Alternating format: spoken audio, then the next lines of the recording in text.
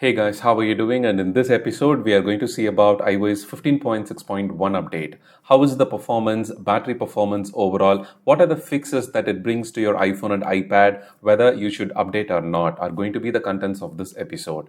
They also released tvOS 15.6.1 and watchOS 8.7.1 exclusively for Apple Watch Series 3 model. This update will not be available on other Apple Watch models like Series 4 and above. So if you are using Series 3, this update specifically fixes automatic restart problem that some Apple Watch Series 3 users were experiencing. So don't forget to update your Apple Watch by going to your watch application, general, and then navigate to software update to get this update. The next important thing is macOS Monterey 12.5.1 is also released with the two important security fixes, which is considered to be highly critical security risks. So immediately update your Mac computer to prevent any such security incidents from happening. When it comes to iOS 15.6.1 for iPhones and iPads, Apple have fixed two high critical security risk exploits in this update. Number one is kernel related problem, like some application can execute arbitrary code to get the kernel privileges. They can run with kernel privilege in order to compromise the security of your iPhone and iPad. The next one is WebKit related problem, like WebKit is used in Safari, Google Chrome, or any other app inbuilt browser. For example, if you're clicking a link on Instagram or Facebook or Twitter application, then any link that navigates, uses the WebKit software that is present inside your system software. So both these security vulnerabilities are considered to be highly critical, and Apple also mentioned that it could be actively exploited, which means some hackers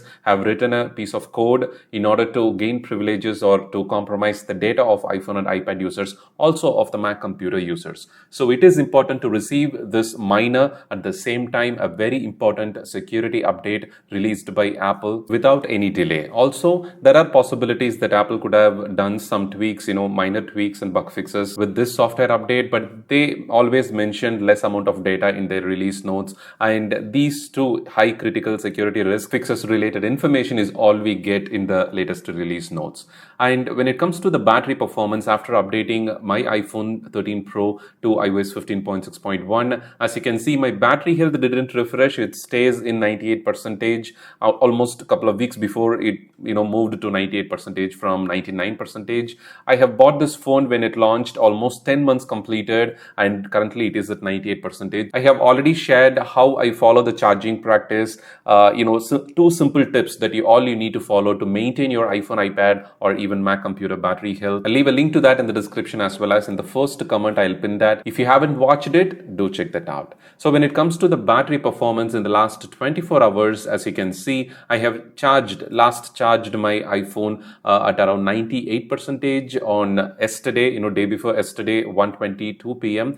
I have charged it to the max of 98%. And in the graph, as you can see, from 3 o'clock around 12 p.m., I'm able to see the graph, and the reduce was totally gradual. The screen time was decent for me, and because of the apps that I was using, mostly I was using video, Reels and Instagram, Twitter and Facebook related videos, So for video consumption in Wi-Fi or mobile data, usually we see some increased amount of battery consumption. So along with that, you can see over the night, the sleep tracking was also active, and the battery reduce was very gradual. It didn't kind of draining rapidly over the night from 12 a.m. to 12 p.m. The important thing is I have updated the iOS 15.6.1 at around 12 a.m. So the performance after that is kind of decent, but it is too soon to tell. I think I need at least 4 days time to give the exact information on how the battery performance is after the update. I will definitely collect user feedbacks and bring the follow-up video of iOS 15.6.1 after 4 days. Meanwhile, if you're security conscious, and I personally feel two important security fixes that Apple have done, it is must to update to the iOS 15.6.1 without any delay. Do share your thoughts in the comment section. Thank you and have a wonderful day.